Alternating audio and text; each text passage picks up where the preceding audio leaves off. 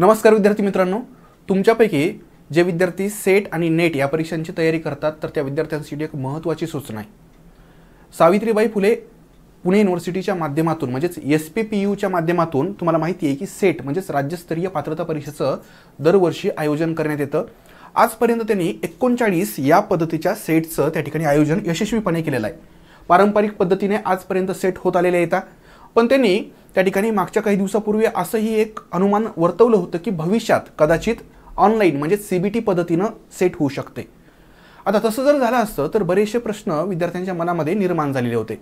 जेव्हा कधी त्या ठिकाणी ऑनलाईन पद्धतीने परीक्षा होत असते ना मित्रांनो, तेव्हा वेगवेगळ्या शिफ्टमध्ये या परीक्षा होतात आणि शेवटी नॉर्मलायझेशन पद्धतीने कट ऑफ लागत असतो। बरेचसे त्या पद्धतीबद्दल आक्षेप देखील येतं। ही म्हणजेच आगामी 40वी सेट कधी होणार आहे आणि ती कशा पद्धतीने होणार आहे हा विद्यार्थ्यांच्या मनातला एक महत्त्वाचा प्रश्न होता। आणि दोन्ही प्रश्नांचे उत्तर काल म्हणजेच 27/12/2024 रोजी त्यांनी एक परिपत्रक क्रमांक 314/2024 त्यांनी दिलेला आहे आणि त्याच्यामध्ये या दोन्ही प्रश्नांची त्यांनी उत्तर दिलेले आहेत। त्यांचं म्हणणं आहे की ही जी काही 40वी सेट परीक्षा आहे राज्यस्तरीय पात्रता परीक्षा, तर ही परीक्षा दिनांक 4 मे 2025 रोजी आयोजित करण्यात येईल। म्हणजे तब्बल तुमच्याकडे साधारणतः 4 ते 4.5 महिने तर आहेत बघा, आरामशीर 4 महिने आहेत आणि 4 महिन्यांचा कालावधी सेट परीक्षा क्रॅक करण्यासाठी पुरेसा समजला जातो।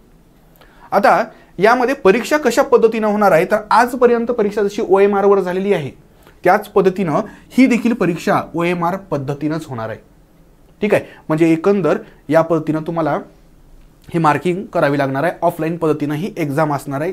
सगळे पेपर तुमचे पेपर 1 असो किंवा पेपर 2 असो तर ते एकाच दिवशी त्या ठिकाणी कंप्लीट होणार आहेत।